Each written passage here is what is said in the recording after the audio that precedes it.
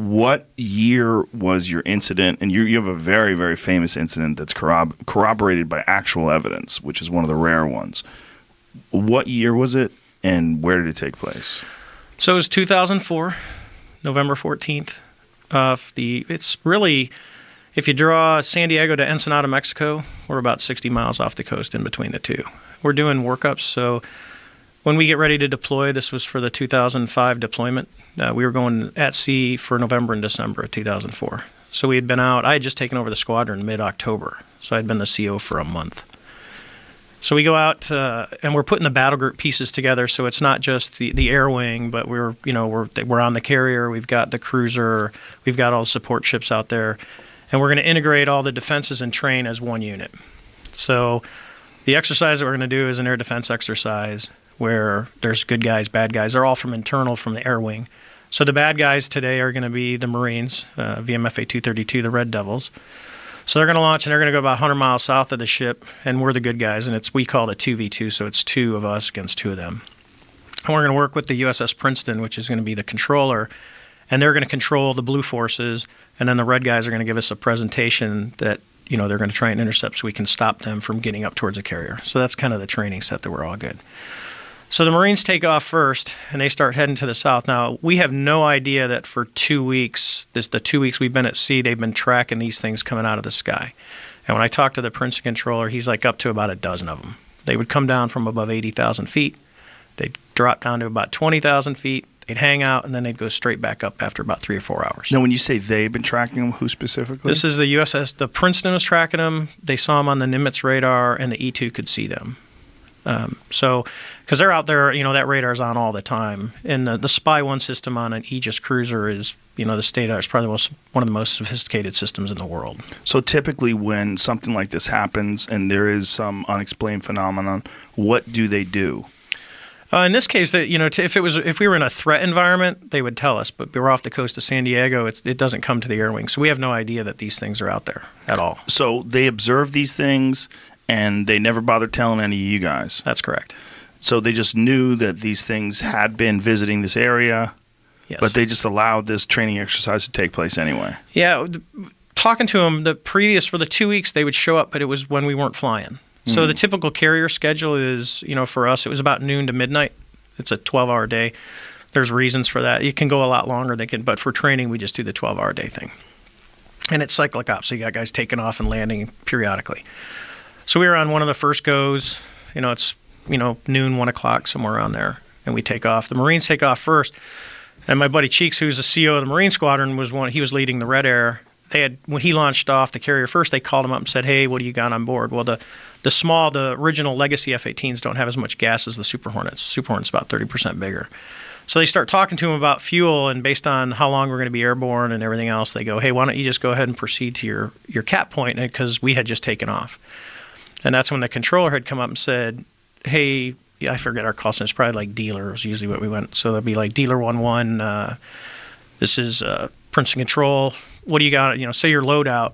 And I kind of chuckled. I said, well, I got a CATM 9, which is basically just a blue metal tube with a seeker head for an AIM-9 IR missile. It's a training. It doesn't come off the airplane. You can beat it with a sledgehammer. That's the only way you're going to get it off, or you got to unlock the lugs with a key. So I'm like kind of chuckling. He goes, "Well, hey, we're going to cancel the training." So we're like, okay. He says, "We got real world vector, and they're going to send us out to the west." So picture if it's, if you got a clock, the Nimitz is in the middle. We're a little bit south of that, about 40 miles south, and then the Marines are about 100 miles south of the ship, about 60 miles between the two of us. So as this is all happening, my wingman is joining up, and these are F-18Fs, so there's 2 people in each jet. So it's me and my Wizzo, which is a weapon systems operator, and I've got the other pilot and the weapon systems operator in the other jet. So they tell us all this, hey, we're going to real world vector, and they send us out 270, about 60 miles away from where we're going. So now we're going out even further out to sea. We have no idea what we're intercepting, and this is when the controller starts talking to us. He says, "Hey, sir, we've seen these objects. For 2 weeks, they've been coming down," and he's giving us the whole story. He says, "We need you to go investigate. We want to know what these are." But they're asking you to investigate in a jet that's unarmed. That's correct. Okay. Yeah, we have no... And there's reasons for that we don't fly. We typically don't fly with live ordnance unless we're actually going into like a combat zone or we're on a training range and we're going to shoot something. And the reason is you can go through history of the Navy or Air Force. If you put live missiles on airplanes and then you start doing training where you're squeezing the trigger, someone always messes the switchology up and someone gets shot down. It's happened multiple times. So we don't do it. There's times that we do, but it's rare. So we start flying out to the west. Now I want you to think, because the other pilot has when you talk to, it's out there, it was a female. When you talk to her, here's the kind of goes through the mindset of, hey, we're off the coast of Mexico, real world vector. We have no idea what we're going to look at. Probably drug runner, because you get the drug runners coming up the coast. So we're like, okay. So we drive out, and they're calling down ranges. So they're telling us, hey, it's 270 at 30 miles at 20,000 feet. And it's, and then you just count down the ranges. And we're talking back and forth the whole time. So they got to a point where they say, hey, merge plot, which means radars have resolution cells, range and azimuth of what the radar can actually see. Once you're inside that box, you can't tell the difference between me and the object I'm going at. We're just become one big blob. So they call merge plot, and so the other jet is on my left-hand side, and I'm going to go to a clock code to make it simple. So the object we're going to end up looking for is right in the middle of the clock, and we are at the 6 o'clock position, and my wingman is off to my left side, so she's further down with her Wizzo. So as we're looking around, we look to the right, and there's yesterday was a perfect example out here. The water is perfectly calm. No white caps. I mean, it's literally a perfect San Diego, California day. And we see whitewater, something like if you see a seamount, rock underwater when you're standing on the shore and the waves are breaking over it and you're like, what is that? It's usually because there's a rock under the water. So it looks like that, but it's about the size of a 737. It actually kind of has a shape of like a cross, and it's pointing to the east. So you've got the long part going east-west, and you got a couple of things going north and south. So as we're looking at it, because that kind of draws our eyes, we're like, oh, that's kind of odd. We look down, and the Wizzo in the other airplane comes up and says, hey, skipper, do you? And that's about what he gets out of his mouth. And I'm kind of looking at the same thing. I go, dude, do you see that? What is that thing? And what we see is this white tic-tac looking object just above the surface of the water, pointing north-south, and it's going north-south, east-west. It's just radically moving forward, back, left, right at will. And it's moving around the disturbance, the whitewater that we see. How big is this thing? Over time, it's about 40 feet long. And the way I estimate that is, I got a lot of time fighting other airplanes, so it's about the size of a Hornet fuselage. So that's why you say 40 feet. And this thing's just going left. So the first thing you see when you look down, you go, and this is with our eyes, it's not sensors, right? So we're looking down at this thing, and first thing you think is helicopter, right? Helicopters typically stay below 200 feet when we're out there, and they're just driving around. We're pretty far away from the ship for a helicopter for one of ours. So what is it? So the first thing you look for is rotor wash. If you've watched any TV show that starts kicking the water up, and you can see that. It's really easy to see from the air. So we're like, no rotor wash. Matter of fact, don't see any rotors. Don't see any tail rotor. Don't see any, the main rotors. We're like, that's kind of weird. So as we're driving around, we're looking at this thing. We get to about the 9 o'clock position. How far away are you from this thing? I'm at 20,000 feet, and it's right down on the surface, right off our right side. So I'm probably maybe a couple miles lateral and 20,000 feet, and we're just watching it move around. And so it's very small in your eyes. Not overly small. An airplane down that low, it's 40 feet. You can see pretty well. It was pretty clear. So I'm like, okay. So I said, I'm gonna go check it out.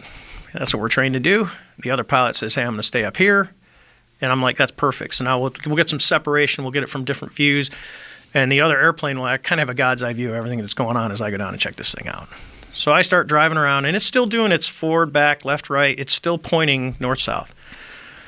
We get to about the 12 o'clock position. I'm just in a nice, easy descent. And a reason, because I've been asked, could you go more aggressive? You can, but when you're out over water, the water looks the same at 20,000 feet as it does at 2,000 feet. You don't, so you can easily put yourself in a non-recoverable position if you're not paying attention and you go into the water. So I got this nice, easy descent. I get to about 12 o'clock, and as I'm coming down, I could guess probably about 18,000 feet now, a couple thousand feet below the other airplane. The tic-tac just kind of rapidly goes boop and turns, so now it's kind of pointing east-west, and now it mirrors us. So it's above the surface, we're up high, we're coming down, it starts coming up. I'm like, well, this is getting interesting. So we kind of drive all the way around a circle, I'm descending, it's coming up, and I get over to about the 8 o'clock position on the clock, and it's over at about the 2 o'clock position. Well, the quickest way, as we know as kids, to get someone, you can keep going around the circle. Nothing's going to happen. You cut across the circle. So I'm about, I don't know, probably 2,000 to 3,000 feet above it. And I just kind of drop my nose aggressively and I cut across the circle. And it's coming this way. It's because I'm trying to fly to where it's going to be because I want to join on it. I want to see how close I can get to it. Right.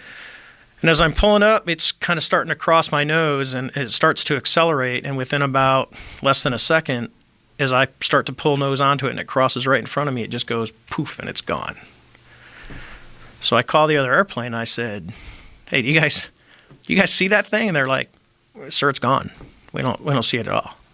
So I'm like, "Okay, that's kind of weird." So we don't see it. We're looking. At the same time, I say, "Hey, let's turn around and let's go back to see what was in the water. Was there something there?" So we turn around. We're right there. We haven't gone anywhere. It's gone. Water's perfectly. There's no white water, nothing. It's just blue. We're like, okay. So we turn back around. Now we're heading back out towards the east. And I tell the controller, I said, I first said, I'm kind of weirded out. And I told my backseater that. And we start heading back. And the controller on the Princeton comes up and he says, "Sir, you're not going to believe this, but that thing is back at your cap point. That was our original point where we were going to hold 40 miles south of the ship." So this thing has went from wherever we were at to about 60 miles in,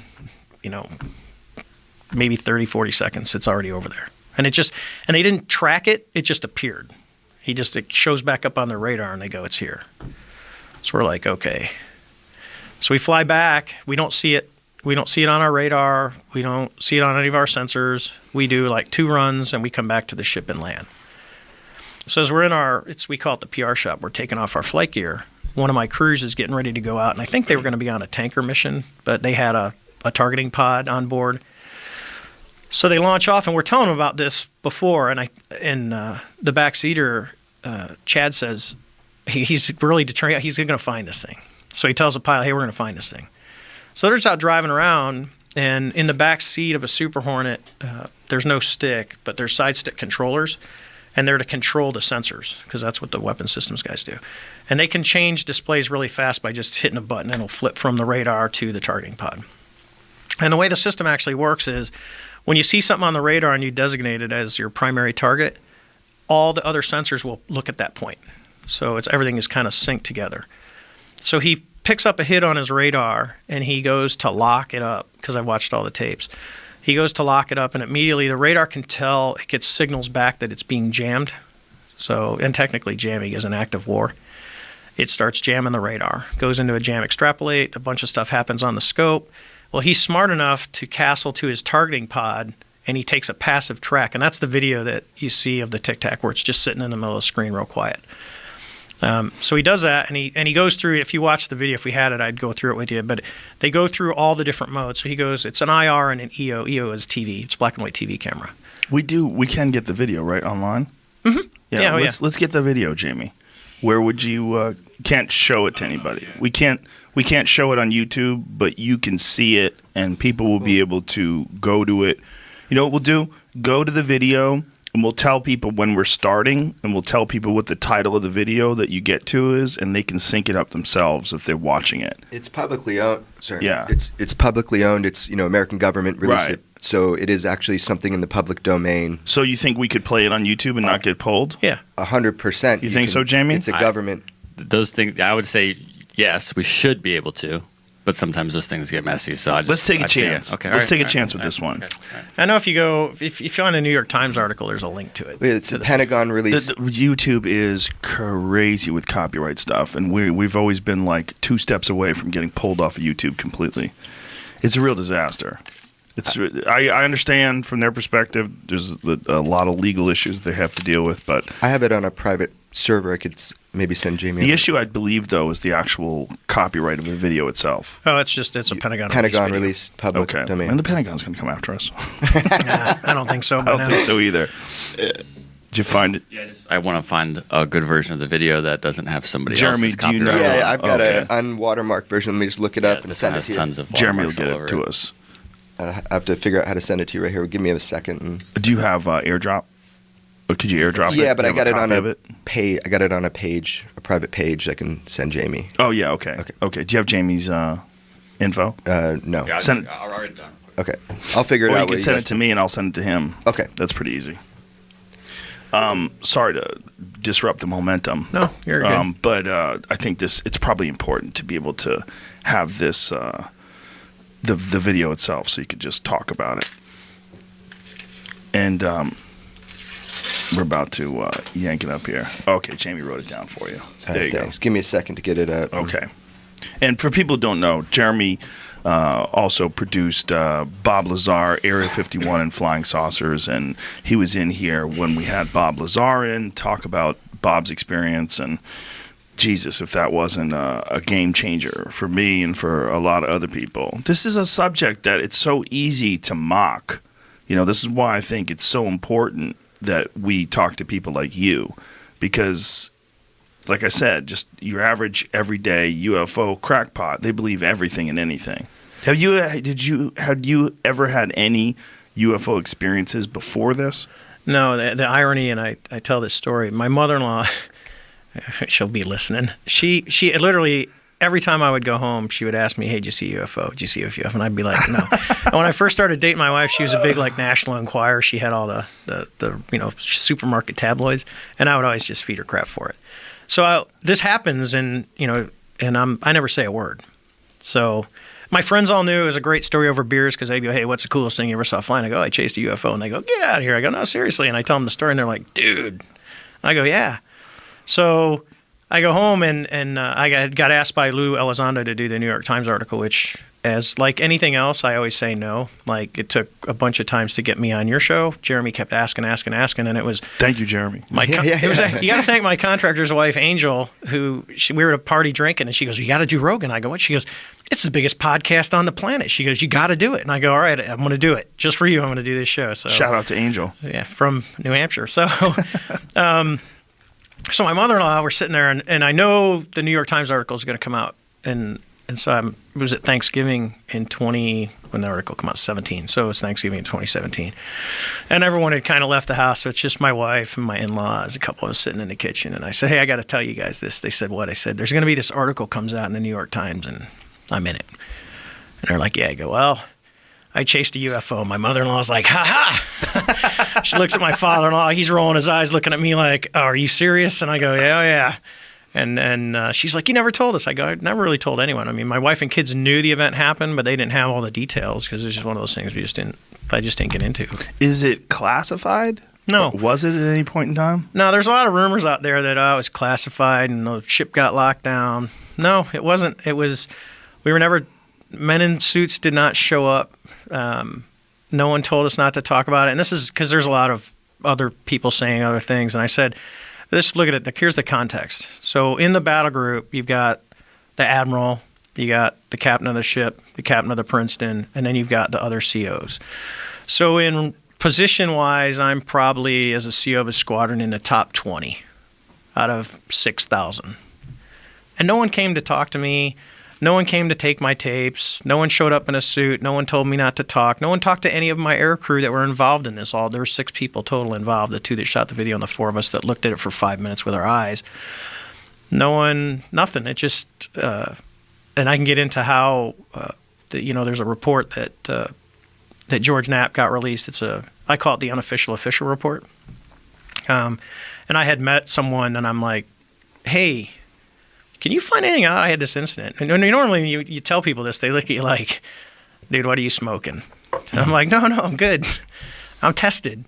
And they go, and they said, "Well, let me see what I can do." And I had got a call. I was doing some aerospace work, and I had gotten a call on my cell phone from a guy. And he said, "Hey, I want to investigate your incident." And I go, "Okay." So he did. He investigated the incident, and it was very, very thorough. I mean, if you've read it's about 10 pages long. And he tracked down everybody. He tracked down all the people that were the air crew that were involved. He tracked down the admiral. It was a pretty thorough report. And I didn't think anything of it, because the people worded it's out there, so they want to do FOIA, but it was never released in a FOIA request. I actually had the Navy call me. I'd been out of the Navy for like 6 years, and let's explain to people that means Freedom of Information Act. So I got called by a public affairs person from the Navy and said, "Hey, is this Commander Fravor?" And I said, "Yeah." And they said, "Hey, do you know of any documentation on your UFO incident off the Nimitz. And I said, official. And she said, yeah. I said, no, because I knew the report existed, but to me it was an unofficial because I didn't know where it went. And I had a copy of it, but because it wasn't official, well then years later I find out that the guy who actually did the report was part of the ATIP team. And I was talking to Lou Elizondo, who runs that program, and Lou showed me the documentation of the original. I think it's like 13 people that were part of ATIP, and they were FOIA exempt. And I'm like, well, that's kind of, well, hey, I know that guy. He's the guy that did the report, which is why it never ever came out until George got his hands on it. How is something Freedom of Information Act exempt? Obviously, DOD has the ability, because I'm not a conspiracy theory person at all. I mean, I'll just tell you that.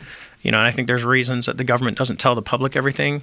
And I don't speak for the government, but I think there's a good reason for that not everything needs to go out to the public. But most of it does. And what they do is they put a clause on, hey, for this program or whatever we're doing, which would have been an ATIP program, the work that they do and what they find it's not releasable through Freedom of Information Act. There's probably other avenues to get that.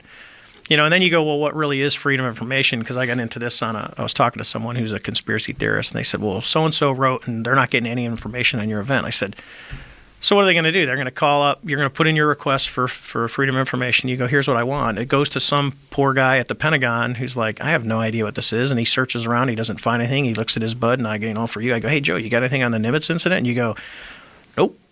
And I go, okay, well, I didn't find anything. I looked. I did my due diligence, but I'm not going to spend the next 6 months of my life doing your research project for you. Right. So and you get nothing, and then you assume the government's covering up when the government really isn't. They just, the guys doing the research doesn't know where it's at or doesn't have access to it. So. Makes sense. Jamie, we have the video? Okay. Here we go. Now, explain what are we seeing and why are we seeing it in this particular shade? So we'll just kind of go around. So if you look at the OPRs operate in the top left corner. NAR is narrow field of view, which is zoomed in. IR at the top middle, it means it's in infrared mode. So instead of seeing color, you're seeing temperature variations. Okay. And these things are extremely sensitive to within like tenths of degrees. They will tell you the difference due to color. So it'll go from black to white. So in this case, white is hot. So if you look down in the bottom left corner, it says WHT. That's white. It means white is hot. So the object that you're looking at is hotter than the sky around it. But what you also notice is there's no plumes. Now, if you're looking at an airplane, when you get closer, you'll actually see the exhaust coming out, and there will be a really glowing plume. That's important as we look at the video. And then most of the stuff on here you really don't need to know. What you can look at is the bottom right corner. It says 19,990 and a B. That's the altitude. And if you look up in the little words where it says HDG and then BALT, it's autopilot. So it's on altitude hold. It's just flying for that. So you can go ahead and play the video. And so those two bars next to the white object, that's a passive track. So what he's done is he's commanded the FLIR to track that. So what the system does is it uses, it's actually tracking, it can track pixels, and it's just basically block those hot pixels, those white pixels from the black ones. And then you're going to see now, pause it real quick. So up at the top, see it went to a white screen with the black object. This is a black and white TV mode. And if you look at the top, it says TV. So narrow in TV mode is actually, you can get closer than narrow in IR. It's literally narrow in IR is about medium in TV mode. So you can get closer with the TV mode. So as you look at it now, in this case, you would actually start to see stuff going on. And even in TV mode, because you get exhaust, the black exhaust that comes out, you'll usually be able to see kind of some of that coming out of the back, and you don't see anything. This thing's just sitting there. And if you look at the top where it says 3 right, that's the pod is looking 3 degrees right of the nose of the airplane, right? So he's just flying along. The bottom numbers, don't worry, those are time. So it's 41:56. So go ahead and hit play. And what he's doing is Chad's going through all the different modes because he's like, oh, I got it. And he's going to try and see the best video that he can get. Now, there's rumors that this video is like 10 minutes long. No, what you're looking at is the entire video. Now, notice where it says 99.9. So hit pause real quick. What that means is while he's got the targeting pod, because that's his primary sensor right now, the radar is still trying to look at this object and trying to range it, and the radar can't get ranging on it. So the object is doing something to say, I'm not giving you back, because it's just a Doppler radar, just like a police radar is a Doppler. It's trying to get a ranging on you, and it can't do it. So when it says 99.9, the radar cannot see this object right now. It's not allowing it to get ranging. And I think that's super important, Dave, the way he explained it to me. Active jamming compared to passive jamming. This is a technology that is actively jamming this system. rather than something like stealth aircraft, which is the shape and the texture of the. Yeah, it's because everyone thinks stealth is invisible. It's not. It's a technology to basically make it harder for radars to see you. And that's the whole thing. If you look at airplanes that are nose on are harder to see than airplanes at the sides. Kind of like think of a barn door. If you're looking at the whole barn door, it's really easy to see. If I turn the barn door sideways where it's really thin, it's going to be a lot harder for you to see it. Got it. So that's the easiest, most basic way to look at this. So you keep going. You can play again. And you can look, the airplane is still sitting at 20,000 feet. It's doing 250 knots. He's going to go through different modes and try and lock it. And it's just kind of sitting, and all of a sudden, as the video goes on, I think it's a minute and a half long.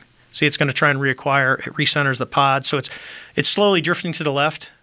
The Hornet is still going the same heading, just kind of hanging out, and they're just filming this thing. And then when they get close, it's going to zing off the left-hand side. When you see it on a full, because this, you think digital, you'd be able to get a one-for-one copy. Unlike, when you copy your album to a cassette, you lose a little quality. Well, you still do in digital world, and off it goes to the left. And that's pretty fast to leave that field of view. When we have big monitors that we look at these when they come back, so we're looking at the original tapes. So play the end of that again, please, Jamie. So when it's taking off, how fast, when it just sort of like leaves the field of view and takes off to the left, how fast is that going? I would say pretty fast. It's an estimate. If we had ranging, you could obviously do the triangle and go, hey, because we know how big the field of view is. But for something to leave the field of view that fast with the pod just staring is pretty fast. I mean, it's like out of here. Like nothing that we have? No, because we can't. I don't care what airplane it is. So let's just use the F-22 Raptor. That's probably it's probably the best airplane in the world right now, performance-wise. It can't take off like that, especially if it's a hover. I mean, you're talking something that's just sitting in space in the wind, and then it just all of a sudden accelerates. Airplanes don't work that way. And it's not leaving any exhaust plume. No, notice there's none. And when you go back to the Jamie, IR at the end? Even in the IR, you don't. Yeah, see, there's IR zoomed in, and there's no. You would see a plume if that was an airplane. It's creepy how it takes off. Yeah. With active jamming, it's intelligently controlled. There's no rotors, there's no plumes, there's no exhaust, there's no tail fin, there's no tail number. This thing goes from a standstill, takes off. It's a propulsion system we don't have in our inventory, and no other nation does. That's how it's understood by the government. Now that's so if the fastest plane on Earth was trying to do that same maneuver, this system would be able to track it? It would stay with it until it got to the limits of the pod, as far as looking to the left. But right. And the radar would see it. I mean, when you get close enough, you're gonna, everything becomes visible because you get burned through with radar and how radars actually work. This one is, you tell me, but this was performance beyond. I mean, it's like when we saw it disappear when it flew in front of my nose. And I'm talking something, I'm within a half mile of it, looking at it. And it gets in front of me and just disappears. So we'll just go to something that everyone knows is fast. Let's just say SR-71 that's doing Mach 3. The visibility is 50 miles. So even at 35 miles a minute, I'm going to be able to see this thing turn into a little dot as it goes off into the horizon for probably a minute. The thing that we saw disappeared in a second. Just gone. And that's from two different angles. Remember, the other airplane's 8,000 feet above me because we get close to it at about 12,000 feet. So the other airplane's above me looking down, and when it disappeared, I said, do you guys see it? And they said, no, it's gone. It just literally was poof. Your credentials, what your background is. Sure.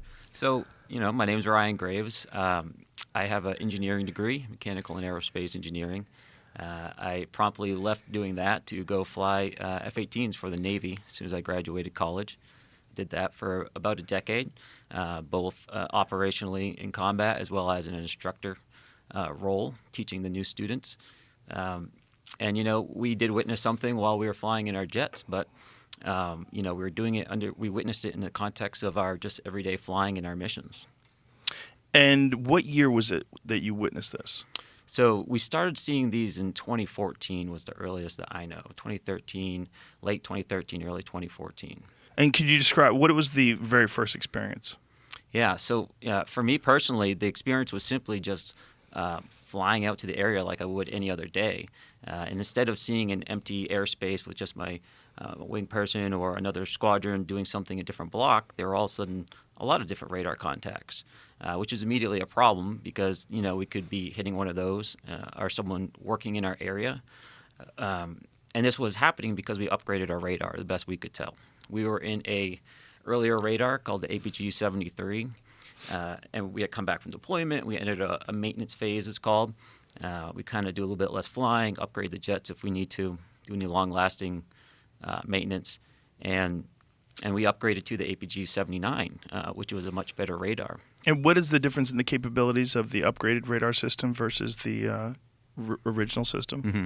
So, kind of practically speaking, it's like going from an analog TV essentially to like an OLED. It's, a digital modern tool compared to more of like an analog classical radar that has more limited range and has less ability to track multiple targets and things of that nature. So just generally speaking, we would expect to see, more objects if there were any out there or smaller objects, but there shouldn't have been any objects out there.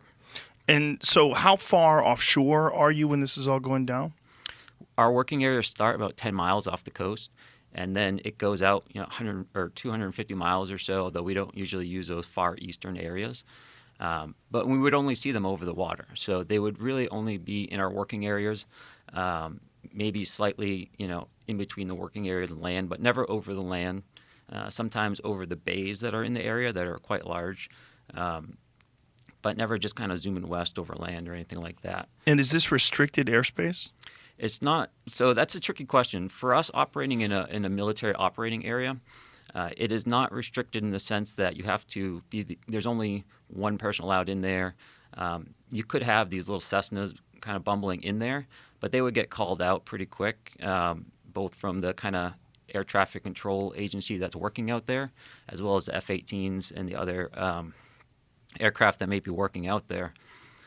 But in a broader sense, when we look at it in relation to our air defense identification zone, which is essentially a band of airspace that surrounds our entire country, if your flight path originates out over the water outside of that ADIZ and you proceed into that ADIZ, into our controlled airspace, then you do have to essentially have permission to enter that airspace. It's not a restricted airspace like a traditional bombing range, but it is protected airspace. It's our coastal air. So you have this upgraded radar system, and what are you detecting? So on the radar, really what we can learn from that is essentially the kinematics of the object. So where is it essentially, and what direction is it going, how fast is it going, things of that nature. We can't necessarily make out the shape or things of that nature. So it's a representation. It's like a block on our screen to show that information. And so when we see that on our radar, we can tell, where it's located, perhaps what's located around it if there's other objects we're detecting, how fast it's going, what direction it's pointed in, what direction it's traveling in. So we call that velocity vector. So if we see this essentially little circle, it'll have a tail coming off of it. And that tail kind of represents the nose of the vehicle, at least as its flight path is going. And so with that, we would typically see an aircraft just kind of trudging along with a straight line, taking occasional turns. But these objects had a little bit more of a, I don't want to say random, but more less controlled flight path. That velocity vector would kind of jump around a bit more.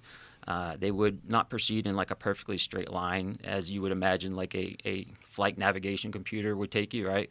It takes you from A to B in the straightest line possible. These objects seem to kind of be moving in a direction that was not a straight line, but generally proceeding in that direction. And so they would kind of be meandering slightly, but moving in that general direction, both three-dimensionally and horizontally. So winding around, going up, going down. Mm-hmm. So they're not on a flat plane, and they're not going in a straight line. So I don't want to draw too many firm statements like that because we would see them being flat, too. We'd see them perfectly stationary up there, regardless of the wind. Really? Mm-hmm. Yep. Wow. So what kind of wind are you talking about? Oh, gosh. I mean, at altitude, you can have anywhere up to 100, 120 knots of airspeed. What is that in miles per hour? It's about 130, 140 miles an hour. So they're completely stationary with 140 mile an hour wind. Correct. How would something do that? It's confusing to me as well. Even if we had something that could just burn that much energy, right? Like if you had a sphere surrounded by little rockets, right? Just imagining something right now. Okay. And if you wanted to keep that perfectly stationary, right, against gravity, you could just fire all the rockets at the bottom really fast and hopefully keep it flat, right? Right. It's going to have tiny little variations. And then if you have wind hitting it and all this, you could potentially have those rockets try to counter it, but it would never be perfectly still in winds like that. Because the wind's not perfectly still either, right? Exactly. It changes and varies. It does. So it's almost like it's the wind. It's not even really fighting the wind, it seems. You know, it just seems like it's just there in a way. Wow. So the first time you see these things, what are your thoughts? Yeah, the first time really was, well, you know, what is this, right? It's not a UFO or something mysterious at this point. It's at what we're thinking at this point we see on the radar is just, well, our radar is broken, right? These perhaps don't represent physical objects yet because we hadn't, you know, visually seen these or seen them on our camera yet. And so, you know, we kind of like, hey, you know, what's going on here? You know, is anyone else seeing this kind of thing? But not really like investigating it, right? It's just kind of like, all right, there was stuff out there, but maybe next time we'll take a look. But the way our systems work, when we have all these contacts on our radar, and if we kind of just select one out with our little cursor there, all our sensors go to it. Our FLIR goes to it, which is our camera system.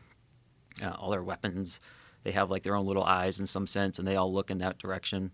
And so eventually, you know, someone had one of these selected and flew close enough so that as they look at their FLIR system, their camera, they could see something that was at the spot represented on the radar, right? So there was something there. So they were seeing it visually with their own eyes? Not at this point, just on the FLIR system. The FLIR system. And so it's a regular camera and also an infrared camera. And so typically we'll roll around in infrared just because it returns a better image typically. So yeah, you know, it didn't look like an object they were seeing on the FLIR. It just looked like a source of IR energy in a sense, almost as if someone was shining a flashlight.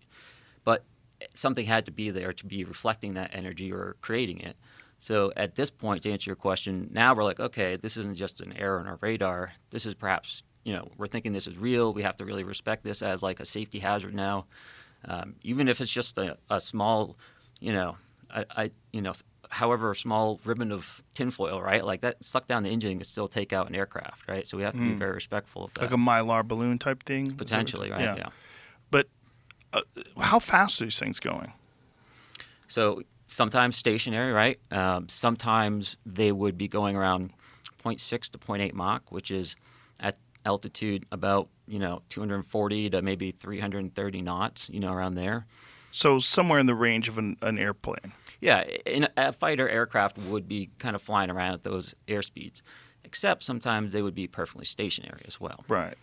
So it's not exhibiting any sort of patterns that you've recognized in the past. No, they have actually. So, But although with the stationary, no, right? correct with the stationary, no. With the meandering kind of flight path, no. But I would also see them essentially fly what we call a racetrack pattern. And essentially what that means is they fly in a straight path, and then they do like a 180-degree turn in a certain direction. Then they fly a straight path, then turn again. You know, so that's what we call a racetrack pattern as opposed to a circular holding pattern. We did witness racetrack patterns. In fact, I think there's been some cases off the West Coast just the past couple of weeks where people have also been observing objects flying in racetrack patterns high at altitude with lights. So I do recognize that behavior, but I don't necessarily think that means we have to attribute it to normal behavior necessarily. That type of flight path is important because it's a very efficient way to fly, right? If you have to maintain the position in a certain area, you want to minimize how much you're turning. Because anytime you're turning in an aircraft, you're using more energy than if you were just flying straight and level. And so by having a racetrack pattern, it's an efficient way of holding in a position by maximizing straight and level time and minimizing your turn time. And how long would these things stay up there for?